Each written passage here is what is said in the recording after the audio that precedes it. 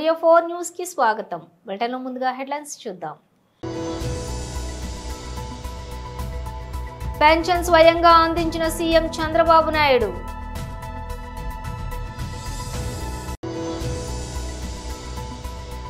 తెలంగాణ భవన్లో బీఆర్ఎస్ నేతల press meet.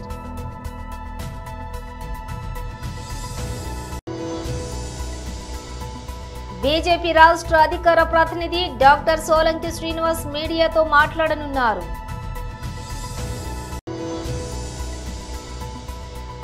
రంజీల్లో Kohli రోజుకో పారితోషికం ఎంతో తెలిస్తే షాక్ అవుతారు.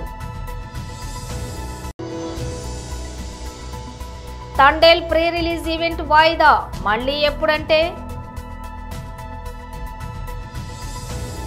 ఇక డీటెయిల్స్ చూస్తే పెన్షన్ స్వయంగా అందించిన సీఎం చంద్రబాబు నాయుడు. ఇంటి స్థలం ఇస్తాం, ఇంటి స్థలం ఉంది ఇస్తున్నారు. ఎంతది 2 సెంట్ల 3 సెంట్లు ఇస్తున్నాం. ఇల్లు కూడా శాంక్షన్ చేసాం. ఇల్లు కూడా కట్టిస్తారు. దాన్ని ఎన్ని రోజులు కంప్లీట్ చేస్తారు? శాంక్షన్ చేయడమే కాకుండా కొంతమంది ఎన్ఆర్ఐ ఎవరు హెల్ప్ చేస్తున్నారు. 2 రోజులు పడుతుంది. How many days? 3 months పడుతుంది. ఇల్లు పూర్తిగా కంప్లీట్ చేయగలుగుతాం. 90 days కంప్లీట్ చేసి వర్షాకాలం కంటే ముందు నీకు ఇల్లు వస్తుంది. ఇంటి జాగా ఇచ్చాను, ఇల్లు కట్టిస్తారు. ఆ ఇంట్లో నువ్వు ఉండొచ్చు. నీకు సొంత ఇల్లు కట్టిస్తాం. ఓకేనా? నీకు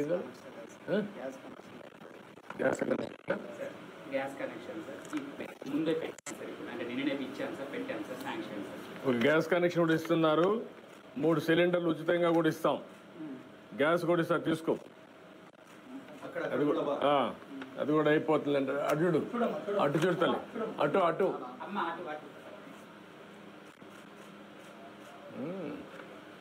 టాయిలెట్ కూడా ఎగ్జిస్టింగ్ హౌస్ అడిగారు సార్, శాంక్షన్ చేస్తాను sir. MPDO funds sir, Swachh Bharat machine sir. Toilet కూడా లేదన్నారు. మరుగుదొడ్డి కూడా మరుగుదొడ్డి ఇస్తున్నారు ఈ ఇంటికి.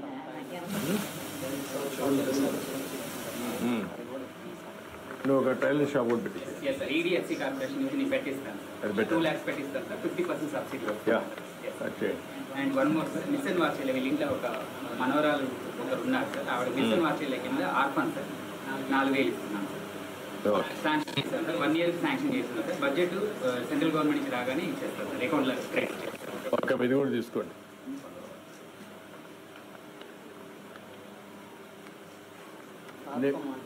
ఏమైనా చెప్పాలా నువ్వు? ఏంటి చెప్పు.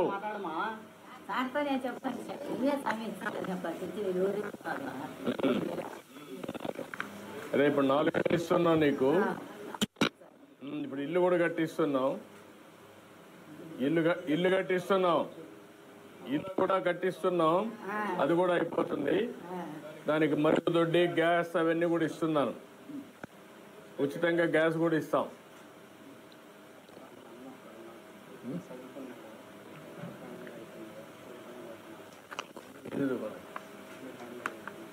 డిగ్రీ అంటే ఇక్కడ చూద్దాం. ఓకే అమ్మా, ఓకే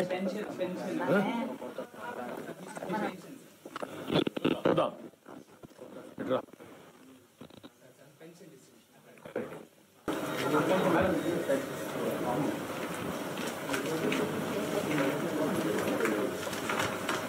పట్టుకో, అర్జుడు.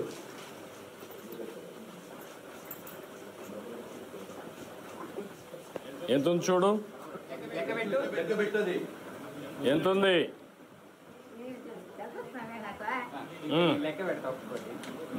నువ్వే లెక్క పెట్టు. నీకు తెలుసు కదా. ఇగో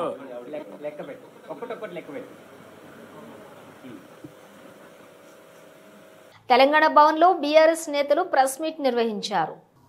ముఖ్యమంత్రి రేవంత్ రెడ్డి గారు మాట్లాడిన దాని మీద సూటిగా 2 మాటలు మాట్లాడదామన్న ఉద్దేశంతో ఇవాళ, అలాగే బీఆర్ఎస్ పార్టీ మీద కూడా సంబంధం లేనటువంటి విషయాల మీద మాట్లాడినటువంటి సందర్భంగా కొన్ని విషయాలు మీతోని నేను వాళ్లకు సూటిగా నేను ప్రస్తావించదలుచుకున్నా.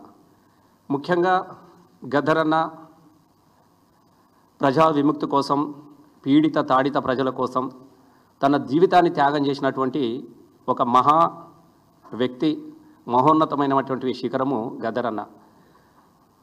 తన మీదనే నన్ను గన్న తల్లులారా, తెలుగు తల్లి పల్లెలారా, మీ పాటనై వస్తున్నానమ్ము మాయమ్మాలారా, పాదాలకు వందనాలమ్ము మా తల్లులారా. మీ పాటనై వస్తున్నా, మీ ఆటనై వస్తున్నా, మీ పాదాలకు ధన్యవాదాలు.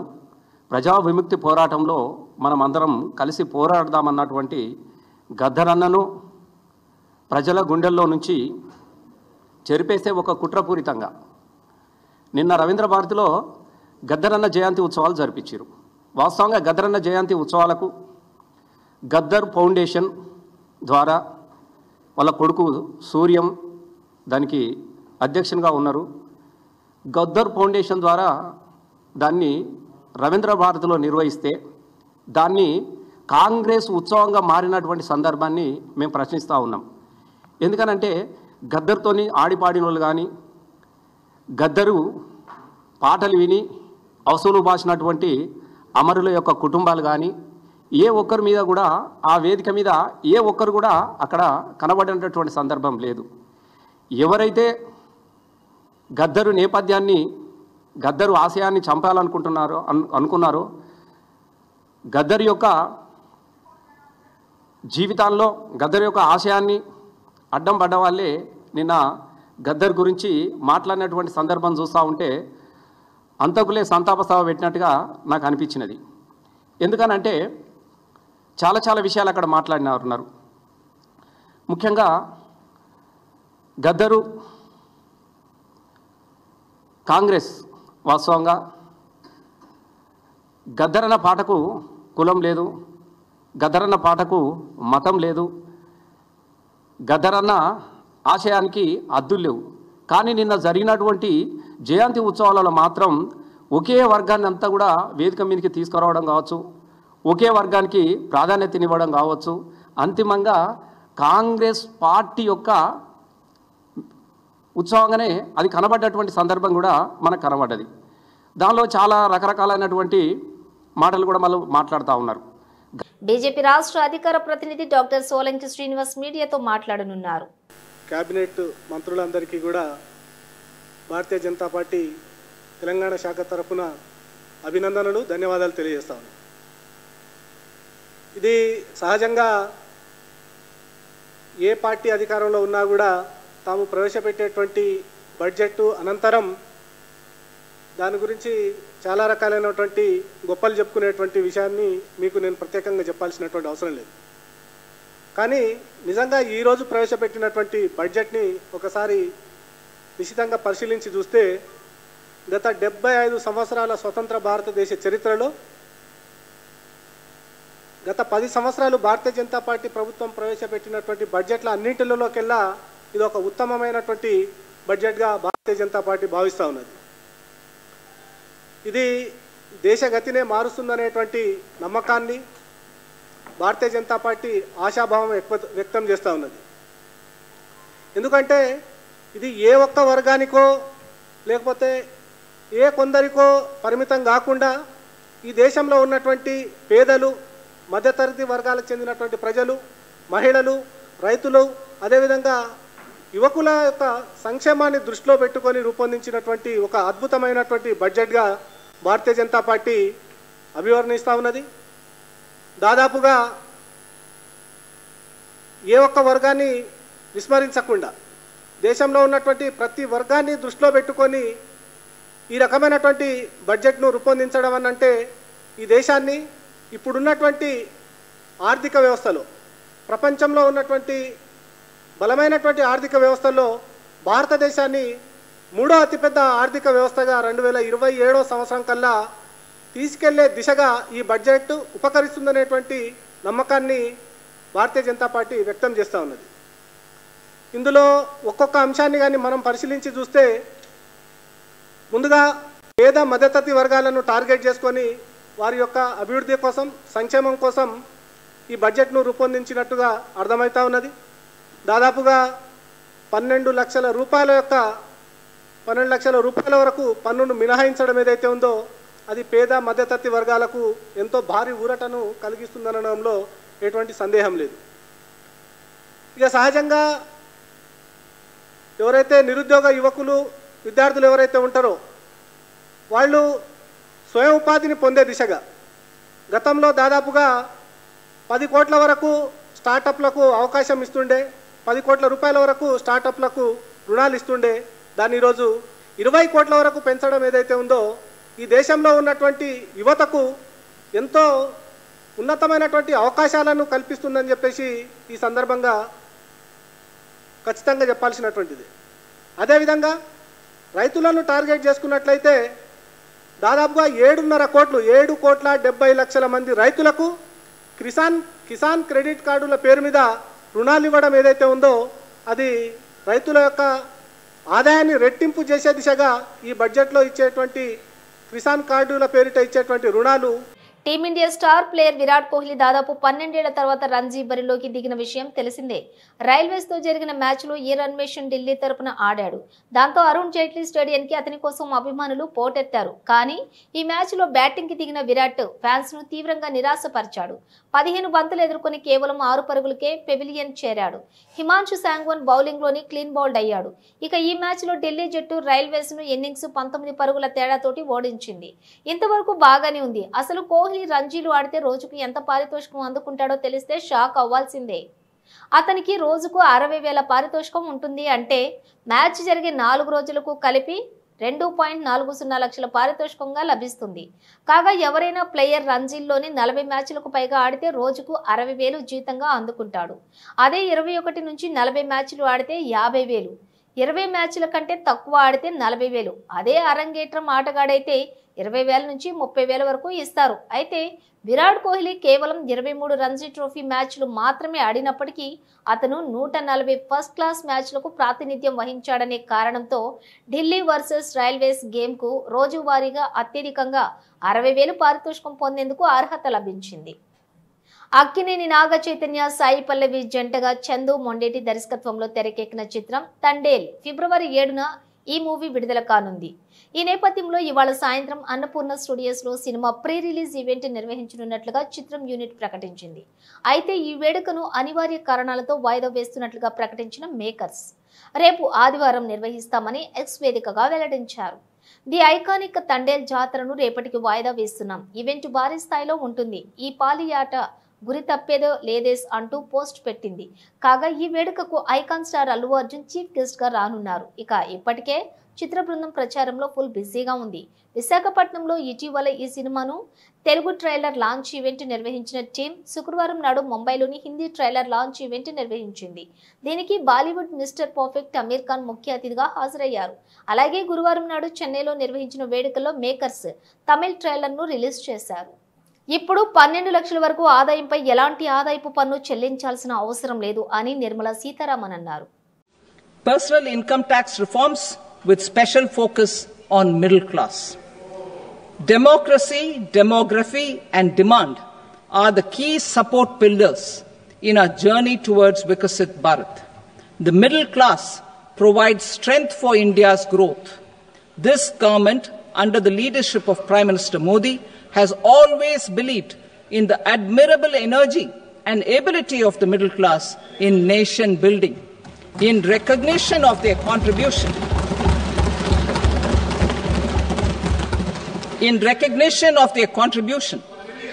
we have periodically reduced their tax burden.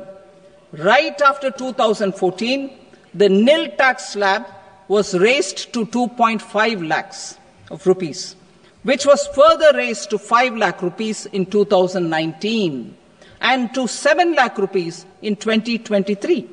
This is reflective of our government's trust on the middle class taxpayers. I am now happy to announce that there will be no income tax payable up to income of 12 lakh rupees.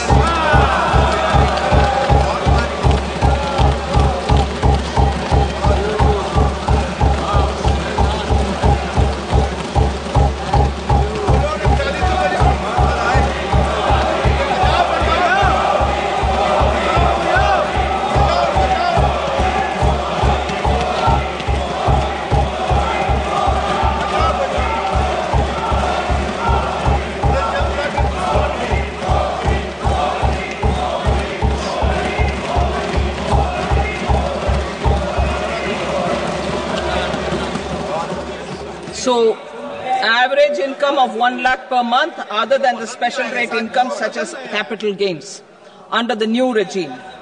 This limit will be 12.75 lakh for salaried taxpayers due to the standard deduction of 75,000.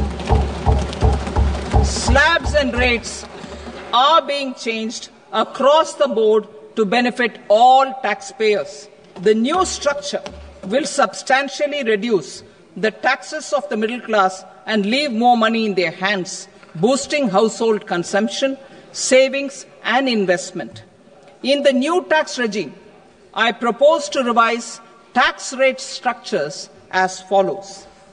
0 to 4 lakh rupees nil, 4.8 lakh rupees to 4 to 8 lakh rupees 5%, 8 to 12 lakh rupees 10%, 12 to 16 lakh rupees 15%, 16 to 20 lakh rupees 20%, 20 to 24 lakh rupees 25%, and above 24 lakh rupees 30%.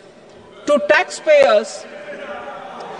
taxpayers up to 12 lakh of normal income other than special rate income such as capital gains. I read that again. To taxpayers up to 12 lakh of income other than special rate income such as capital gains, tax rebate is being provided in addition to the benefit due to slab rate reduction in such a manner. Fees reimbursement బకాయిలను విడుదల చేయాలని demand చేస్తూ Indira park ధర్నా చౌక్ వద్ద ఆందోళనకు దిగిన Telangana private degree PG కాలేజీల management association. 3 ఏళ్లుగా బకాయిలు రాకపోవడంతో స్టాఫ్కు జీతాలు, కాలేజ్ బిల్డింగ్లకు రెంట్లు చెల్లించలేకపోతున్నామని ఆవేదన. ఈ విషయంపై పలుమార్లు ఉప ముఖ్యమంత్రి దృష్టికి తీసుకెళ్లామని, డిసెంబర్ 20లోగా పూర్తి బకాయిలు చెల్లిస్తామని హామీని ఇచ్చారు. కానీ ఇప్పటి వరకు బకాయిలు చెల్లించకపోవడంతో పలువురు యాజమానులు ఆత్మహత్యలు చేసుకుంటున్నారు. ముఖ్యమంత్రి జోక్యం చేసుకుని తమ బకాయిలను విడుదల చేసి తమను ఆదుకోవాలని విజ్ఞప్తి. అనంతరం ధర్నా చౌక్ నుండి సెక్రటరియట్ వరకు తలపెట్టిన మహా ర్యాలీకి అనుమతి లేదంటూ అడ్డుకున్న పోలీసులు.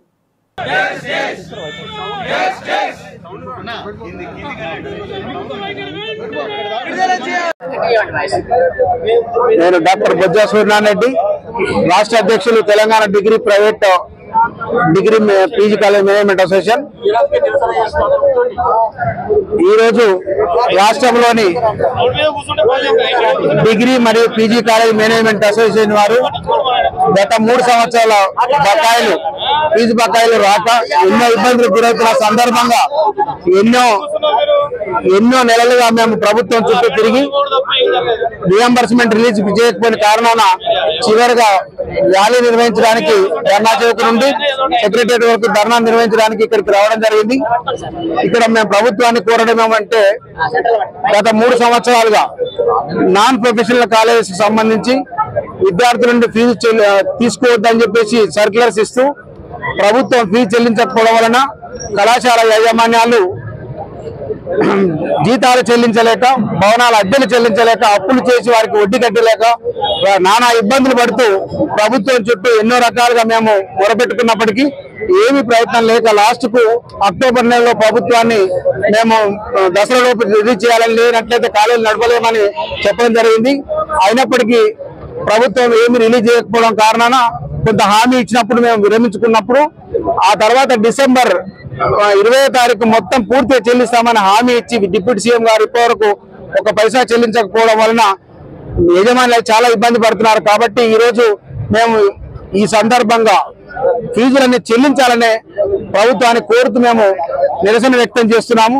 ఈ నిరసనను దృష్టిలో పెట్టుకుని ప్రభుత్వము రాష్ట్రంలో ఉన్న డిగ్రీ అండ్ పీజీ కళాశాల అన్నిటికీ ఎన్ని డ్యూస్ ఉన్నాయనే డ్యూస్ అన్నింటినీ ఎమ్మడే రిలీజ్ చేయాలని, రిలీజ్ చేయనట్లయితే మేము త్వరలో అతి కఠినంగా మేము ప్రభుత్వానికి నిర్ణయం ఇస్తామని తెలియజేస్తున్నాము.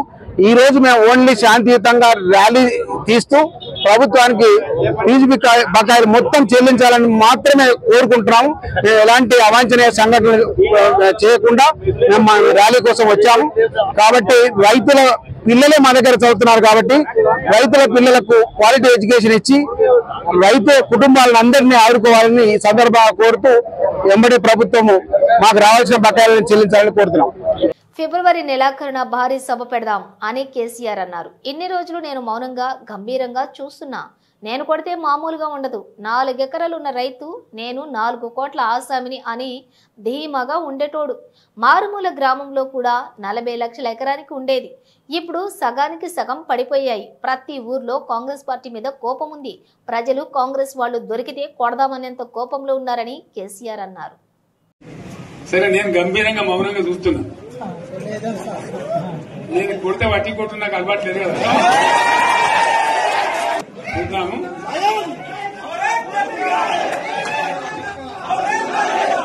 రోజులు కానీ అన్నట్టుగా నేను చూస్తా ఉన్నా. కానీ మనోళ్ళందరూ కూడా ప్రతిపాదిస్తున్న ఏంటంటే, ఒక సంవత్సరం జరిగిపోయింది, సంగమేశ్వర ఆన్నే పన్నది, బసవేశ్వర ఆన్నే పన్నది, పాలమూరు ఉత్పత్తుల పథకం ఆన్నే పన్నది, కాళేశ్వరం అట్లే ఎండబెడుతున్నారు. ఇవన్నీ అన్యాయాలనే. కాబట్టి ఫిబ్రవరి నెలాఖరులో ఒక పెద్ద బహిరంగ సభ పెట్టాలి, ఇక్కడ కథ చూడాలి అని జరుగుతూ ఉంది. కాబట్టి మీరు కూడా పెద్ద ఎత్తున దయచేసి ఆ సభకు కదిలి రావాలి. కదా దూరమే ఉండదు. ఆ రకంగా తెలంగాణ శక్తి ఏందో మరొకసారి చూపించి వీళ్ళ మెడలు వంచి ఇప్పుడు సాధించాలి. భవిష్యత్తు కోసం కూడా కొట్టాడకు మనం సిద్ధంగా ఉండాలని తెలియజేసుకుంటూ, పరమేశ్వర్ గారికి అంతటి లోకమంత్రం ఇది. కోటి రూపాయల భూమి ఇప్పుడు 50 లక్షల కట్టలేదు.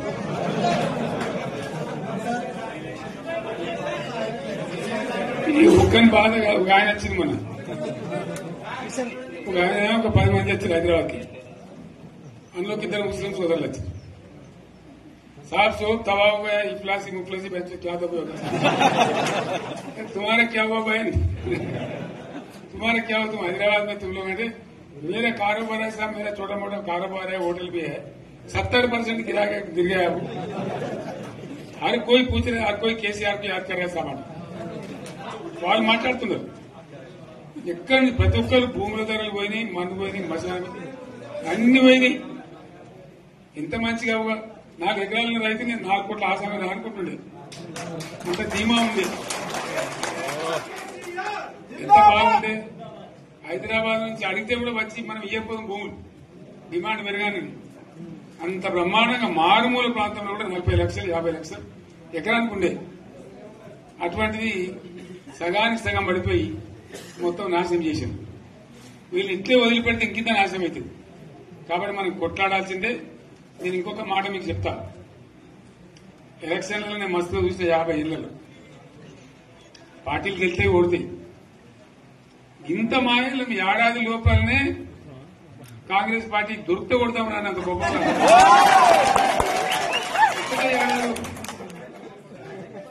ఇంకా వాళ్ళ పొంద తెలివికి నిన్న వారి పార్టీ మంది పెట్టలు అదేందో పోలింగ్ పెట్టిన వాడు చూసిరా మీరు. ఆ పోలింగ్ పెడితే 70% మనకు వచ్చింది, 30% మనకు.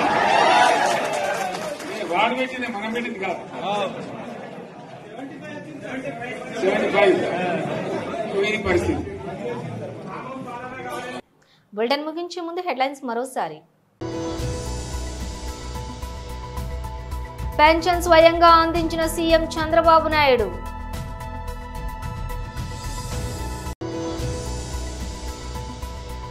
తెలంగాణ భవన్లో బీఆర్ఎస్ నేతల ప్రెస్ మీట్.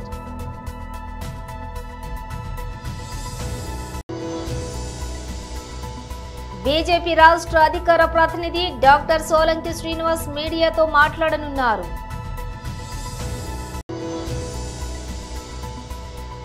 రంజీల్లో కోహ్లీ రోజుకో పారితోషికం, ఎంతో తెలిస్తే షాక్ అవుతారు. తండేల్ ప్రీ రిలీజ్ ఈవెంట్ వాయిదా, మళ్ళీ ఎప్పుడంటే? ఇవి బులెటిన్ విశేషాలు. మరో బులెటిన్తో మళ్ళీ కలుద్దాం.